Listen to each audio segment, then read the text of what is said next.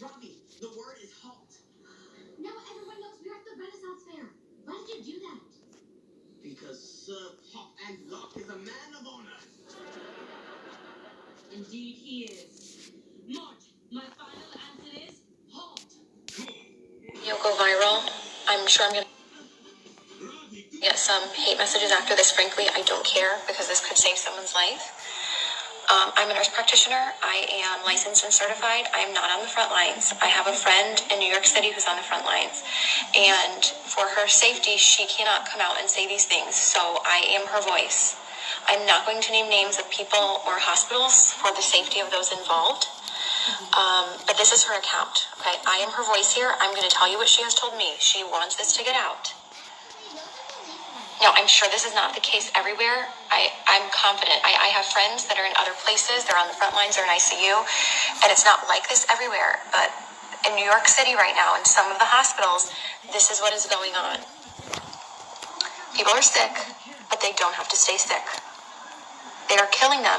They are not helping them. She used the word murder, coming from a nurse who went to New York City expecting to help. Patients are left to rot and die. Her words. She has never seen so much neglect. No one cares. They are cold and they don't care anymore. It's the blind leading the blind.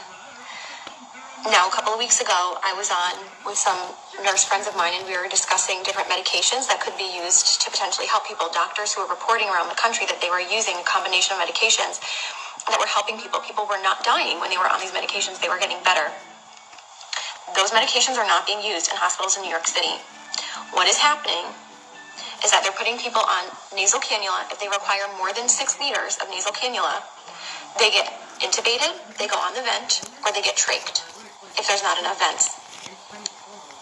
They don't get high flow, no non-rebreather, no non-invasive ventilation, no CPAP, no BiPAP.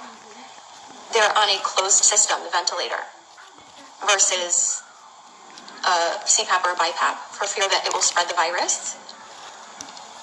Which, by the way, I know a nurse in Florida who was fired for exposing that about CPAP and BiPAP and patients being put on the ventilator, like straight away to the ventilator, to be on a closed system. The patients don't know any better. They don't have family with them. There is no one there with them to advocate for them. So they are scared and they give consent. The ventilators have high PEEP, high pressure, which then causes barotrauma. It causes trauma to the lungs. Dr. Cameron Kyle Siddell, a few weeks ago, put out a video. He's in New York City, and he put out a video saying something is not right, like we're not treating this correctly. We're doing something wrong. This doesn't make sense. They pulled his video from YouTube, and they took him out of ICU because they couldn't have one doctor going against the grain, going against their protocol. The protocol is propofol or some kind of sedation because they're on the ventilator and IV antibiotics. There's no hydroxychloroquine. They're not using that combination with Zithromax. They're not using zinc, vitamin C, high doses of vitamins A and D. They laugh. This is what she's told me. They laugh at that. She says this is a nightmare. It's out of a horror movie and I don't want to be a part of this.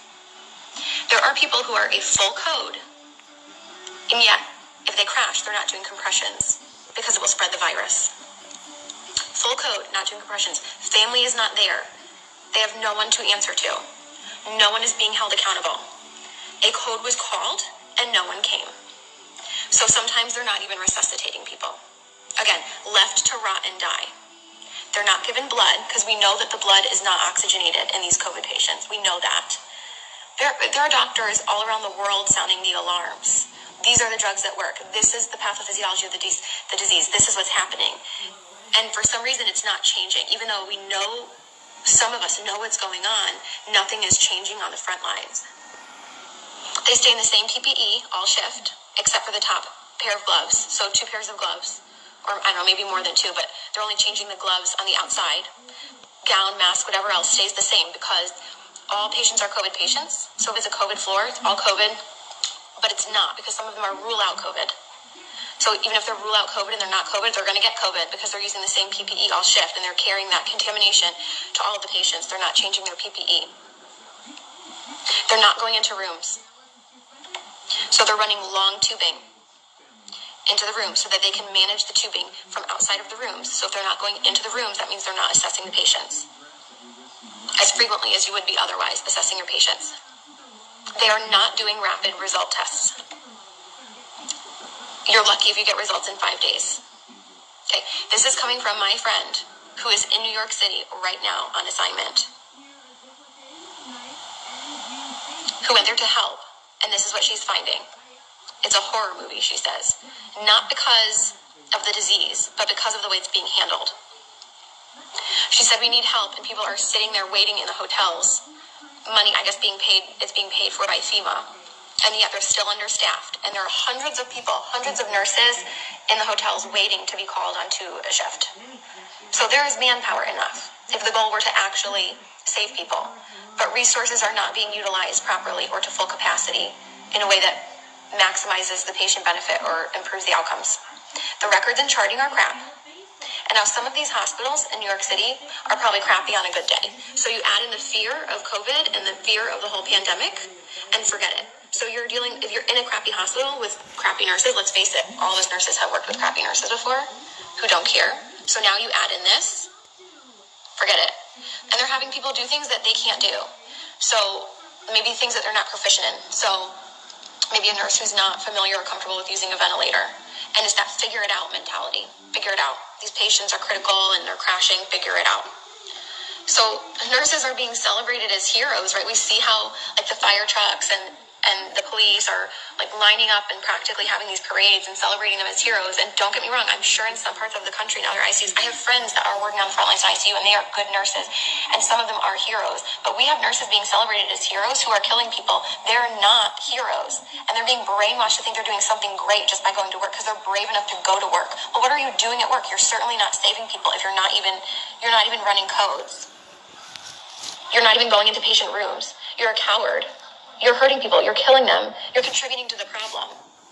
I know I'm going to get hate mail for this, and that's fine. Because people are dying who don't have to die. Again, there's no family there, so no one's being held accountable. And once these people get intubated, they're being scared into giving consent to be intubated, and then for a lot of them, it's over. And there's nobody going to be held accountable. And there's nobody looking out for them. They are completely by themselves. There's like a total lack of critical thinking. It's out the window. And people are scared to speak up. And one person alone isn't going to change the overall culture of a hospital or a system or a city. Like I said, Dr. Cameron Kyle Seidel's video was pulled from YouTube. And he was pulled from the ICU for sounding the alarm and going against the grain. So people are sounding the alarm. It's just not changing anything, apparently. So what can you do? Buck the system. I'm really fortunate I don't have any family in New York City that I personally have to worry about. If there are people that you are worried about, or maybe it's not even New York City, maybe you're in another city that's being really hard hit and you're just hearing really bad things coming out of that city, buck the system. Something is wrong in the system. So go against the grain. Request records immediately. Records, transcripts, immediately. If there's a medication that you want your loved one to be given, report it as an at-home medication and demand that it be continued. That's just a tip from inside the system. If you want a medication to be given, you've got to report that it's an at-home medication and that you demand that it be continued. Your loved one is not going to have you in there advocating for them once they go in. You're not allowed in. The only reports that we're able to get of what's going on are coming from the inside, and people are afraid to speak out. People have lost their jobs. Do not give consent for intubation if you don't want to be intubated or your loved one to be intubated. Demand non-invasive or less invasive ventilation methods. As soon as you give that consent, you might not come out of it. Now, in some cases, it might be appropriate. We just don't know. We know that it's being used inappropriately in a lot of cases, and that the ventilators are making people worse. Please share this video, make it go viral. People need to know this. This is the truth of what's going on from my nurse friend who's in New York City right now on assignment. This is murder, she says. People are being murdered and no one cares. Horrible care.